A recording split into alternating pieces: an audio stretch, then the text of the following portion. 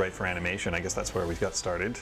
We wrote, did some producing, developing shows for animation, and story edited as well. In fact, actually, we met in a writing class, creative writing class. Not a screenwriting class, though, just creative writing. Short stories. And it's not really all that interesting, I'll be honest with you. That story was going to be really interesting. We wrote a feature together, and then Paul was getting ready to go to do his PhD in Toronto. No, that's not true. Yeah, that's what you were going to do if you weren't going to be a writer. Were you not? Kat, we're going to have to start all over again. No, you were going to. No, I wasn't. Isn't that what you planned to do if you weren't going to be? I was going to do a PhD, but it wasn't necessarily going to be in Toronto. I thought you mentioned Toronto. I may have mentioned it, but there was nothing definite. I studied history, and I was going to do a PhD. Joe was in education and was going to become an astronaut. Actually, that was top of my list. High school teacher. That was and he was well on his way to becoming a high school teacher when we had an idea for a script, kind of science fiction, action, comedy. And Pizza Man, 2017. He's not there in 30 minutes. He's dead. That was the log line. Yeah. And no one has ever made that script and never will, but it got us. Right, it opened a lot of doors for us. Actually, that's what's got us our first job on a show called Student Bodies, which I'm sure many of the fans are familiar with. We were producers and ended up writing about a third of the episodes produced. And then same script got us, through our agent, connected to Robert Cooper, who was Robert and Brad at the end of season 3 of Stargate were looking for writers, and they read our spec script and liked it enough to get us to pitch for the show. It's just too weird. Okay, get it all out of our system.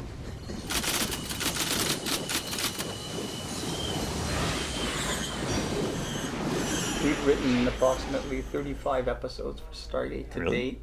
35? Yeah.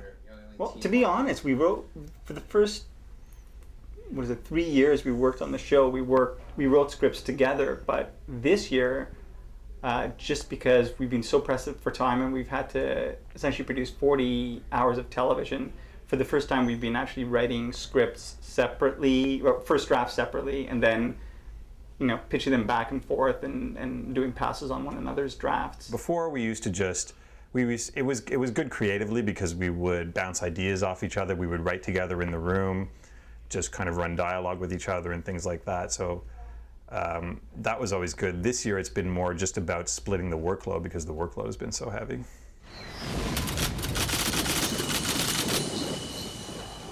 Favorite episodes? There's some really good episodes in season 8. It's Good to be King. Good to be King. Finds Harry Mayborn on the planet that the Toka dropped him off at. And it's kind of a fun scenario. I've always liked kind of those sort of more humorous Stargates. Usually, anyone that involves Mayborn is usually a pretty good episode. I liked Point of No Return a lot. That was like one of the. Was that our first season on the show or second? Yeah, season 4 or 5. Yeah. I just for some reason that one just turned out almost exactly the way I imagined it on the page, which in fact never happens. Not to say that that's a bad thing. A lot of times things turn out a lot better than the way you imagine them on the page. But that one, just right down to the tone of the dialogue, to the delivery, to the guest cast, everyththing was just so. It just fell together so perfectly that it just stands out in my mind as a rare example of our vision really just coming out exactly the way we thought about it when we were writing it. Writing for sci-fi in general, I think, is difficult because as open-ended as science fiction is, there are certain areas of science fiction that are standard. I don't want to say they're cliches because I don't want to sound like I'm dissing it, but there are things like time travel and clonings and robots and things like that are just standard vocabulary, if you will, for science fiction. And they're used by all the different science fiction shows that are out there, and there are a lot of science fiction shows out there, and science fiction fans watch all the science fiction shows, so they know there's a big weight of kind of stories that have been told since since TV started, because science fiction has always been around. What you got to do is we make it particular to our Stargate universe or our characters. For instance, Window of Opportunity, which was our first episode, and we pitched it out, the time loop, and I remember Brad saying, no, we can't do this episode. This is exactly like that episode of Star Trek where they're caught in the time loop. So basically we had to make it particular to the Stargate universe, and we had O'Neill and Teal'c caught in the loop, and essentially these two guys who, usually in the episodes Daniel's the one who's translating the text, or Carter's the one who's trying to figure out the scientific angle, but since they're not in the loop, it falls on O'Neill and Teal'c as the unlikely, go-to guys in this event who have to figure out the translation or, figure out sort of the scientific explanation for what's going on and explain it to Carter. Excuse me, George. Colonel, what are you doing out of uniform? Handing you my resignation Resigning? What for? so I can do this. So you have to be careful not to just kind of toss off cliches and treat them like cliches. You have to play with them a little bit and make them fun and interesting and new. And that is always a challenge. Essentially what happens in this story is the Toker come to us. They say that basically Ball's about to win the war against the System Lords. The System Lords are on their heels. They're going to be wiped out. So basically, as a means to sort of seek sanctuary, they're checking out sort of all the old planets they abandoned. One of these planets happens to be the planet where the Toker left Mayborn. So SG-1 goes to the planet. They meet the natives. The natives don't want to talk to them. They say, you come meet the king. So of course SG-1 goes to the king's chambers. You reveal the king, who is none other than Mayborn. End of tease. First act, essentially, we find out how Mayborn has set himself up as king. He takes us to these ruins. Basically, turns out that the ruins are written in ancient, and one of the tablets is essentially a repository of the history of this planet, past, present, and future. And essentially what Mayborn has done is he's predicted things like a flood and made various prophecies, and he's sort of won over the people. He saved the village. They made him king. He's living the good life. SG-1 says, look, we got to get out of here. We're not staying to fight these ghouls. We got to go. They're on their way. Of course, Daniel being Daniel, he wants to stay, check things out. They have maybe an hour tops. Carter gives him the go-ahead. You check out the ruins, and they will come back and get you. Daniel translates the ruins, finds out that essentially what this is the ground station for an ancient time travel device. And hidden beneath the brush is the puddle jumper, used by the ancient, in this case used as a time travel device. End of Act 1.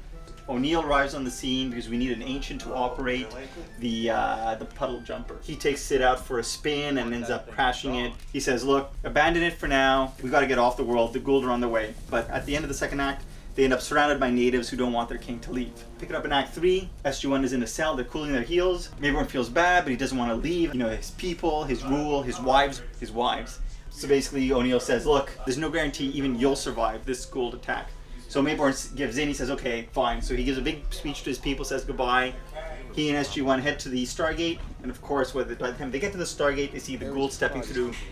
They're too late. They're screwed. Top of Act 4, the Gould come. They meet the king, who is Mayborn. They make demands of him. Meanwhile, of course, O'Neill and Teal'c are disguised as commoners. You cut to the forest where Carter and Daniel are working on the puddle jumper, hoping to get it operational before the Gould find it. O'Neill and Mayborn hatch a plot. They decide, okay, at the big feast tonight, Mayborn's going to plan to sort of knock out the ghoul by poisoning or putting some sort of narcotic in their drink. Happy ending for all. Back in the forest, the ghoul discover the ruins. Daniel sees this. Carter, meanwhile, as she's faced it, she says, now we just got to test it. We need O'Neill. They contact O'Neill. Cut to Mayborn with Teal'c, and the Gould arrive on the scene. It turns out that they find out about the plot to poison them.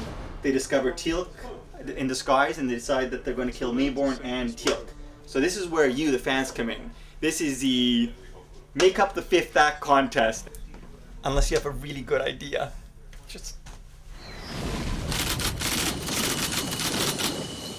Essentially, we oversee all aspects of an episode's production.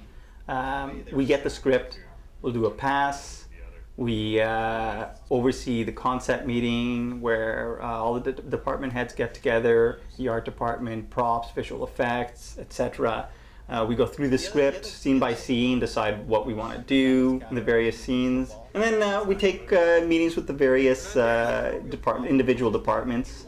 We'll cast the episode, and then we'll have the final production meeting. The meeting right before we actually shoot. We'll take a look at dailies, and once the director's finished his cut, we'll go in and do our pass and do our producer's cut. And So it's basically all prep and post. It's got nothing. We don't really do anything during the actual shooting of the episode. Usually by that time we're writing an episode down the line. We do all the prep. We have a week of prep officially on this show, although sometimes we'll start a little bit earlier for a bigger episode, get the art department going on sets and things like that. As you said, we run all the meetings with all the different department heads. Then they shoot for a week, during which time we essentially do nothing except watch the dailies. And then once they've got all the film in the can, we go into the editing room and start working again, cut the show. Of course, this is all a collaborative process with Brad and Robert, the other writers. We get notes from Michael Greenberg. I don't want to make it sound like we're making all these decisions unilaterally ourselves. We run these meetings and we do the cut and all that, but that's with the contribution of the other people around, the other producers around on the show. It's a very collaborative process. Once we cut it, it goes off to various post-production things like visual effects, sound, music. Then we get mixes back, we watch those, give notes on any possible problems with the sound and the music. We see the visual effects through their various stages. They do temp visual effects, they show them to us. We'll tweak them here and there, so we make suggestions for changes, whatever. Then they'll keep bringing us more and more versions that are closer and closer to the final product, and then eventually you got an episode.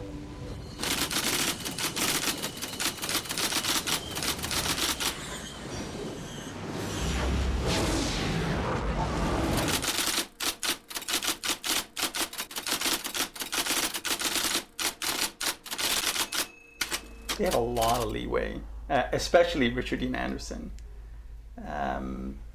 I mean, we've heard stories. We've blueprint really. We've heard stories from other shows. Other actors or other writers have come to work on Stargate and told us that they're amazed actually at what the actors will get away with, because on like network shows and things like that. I mean, Chris used to work for ABC on a show, and he's told us many times stories about how if they wanted to change a single word, it was a big deal, and the executives would come down and everybody come down to set, and they would discuss the change. Yeah, we're a little bit more open-minded here. So it's occasionally a pleasant surprise to watch dailies and see, hey, that wasn't the line we wrote. We love it when they do that. That's it's they always bring some fresh new angle to it that we never expected or never saw. We're always pleasantly surprised. We always think, I wish I'd written that.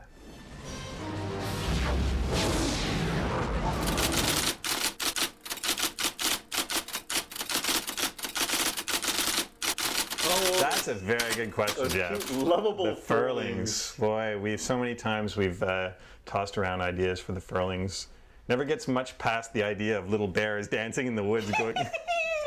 Bears. That's his impersonation of a furling. Yeah, they're dead though, sadly. We of course have no idea what the furlings actually look like. We always imagine little bears dancing in the woods. They could be 8 foot tall, very gaunt, skeletal figures. Just doesn't sound like it from the name. We were going to actually touch on the furlings finally in an episode called Paradise Lost, where Mayborn and O'Neill are stranded off-world, and they discover the remnants of a people who, in the first draft, I think it was suggested they were the furlings. What happened? I don't remember. It didn't survive. So I guess think of the furlings like the contents of the briefcase in Pulp Fiction. Mm-hmm. It will always remain a mystery. Those lovable Care Bears of outer space are out there somewhere. Who knows? Maybe season 9.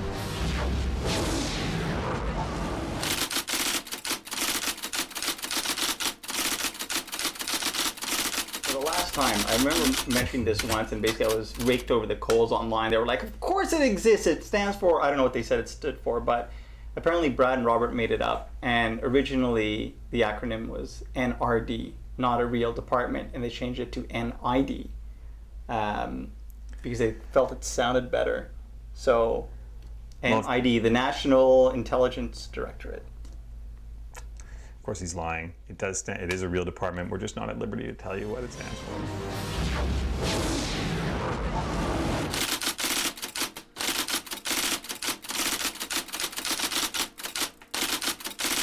I'm not sure what you mean, Rochelle. Hook up in that way. Well, they kissed. I don't know. There were many time loops that we didn't see all the details of. Lots of stuff could have gone on. I don't know. What do you think? I really don't have an opinion one way or another on the. That's a question for actually. The important thing is, if it did happen, he made sure to retire from the Air Force first, because otherwise that would have been breaking regulations.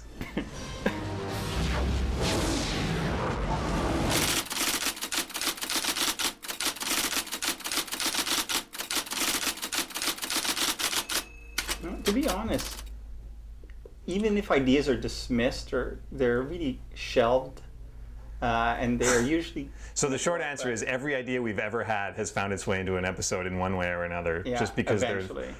we've been here for so long and we've done so many episodes that everything that we pitch out, I can't think of a pitch that we. Well, the musical I've been pitching. Yeah, that's true. The musical actually hasn't happened yet. Season 9. Don't blame us if the musical doesn't happen. We'll do the musical episode the same season that we do the telepathic dog episode that I've been pitching out. Thanks for watching season 8. Thanks for picking up this box set and keeping us employed. We need jobs after this. No more, please. If you have any recommendations, short order cooks, whatever. I mean, I've done a bunch of stuff. I mean, I might be going to cooking school afterwards. I haven't decided yet. I don't know. I'm just thinking about it. You can get in touch with me online, actually, whatever, willing to travel. The fans love this kind of stuff. I think that one of the number one things fans have requested is producer outtakes. Hi, and welcome to Outlining 101. You have to have an actual outline story, which in this case is problematic, so we won't go there. You need a black marker. Green, reds can do the trick, and they're not really as good. I would avoid yellow. This is when you come in, you kind of, you're kind of refreshed in the morning, you start writing. Around here, it's usually around the middle of the second act when you begin realizing that the script really isn't working, and you've done this for nothing, but you just forge ahead and you make stuff up. My God, none of this is gonna work. I have to write bigger. We just came back from the Saturn Awards in LA. Ichiban, Stargate. We won. We won for best cable syndicated series and/or spoken word album. Coveted Saturn. Best. That was wrong. Something wrong with his water. All right. Sorry. We're ready. He's trying to ask some questions.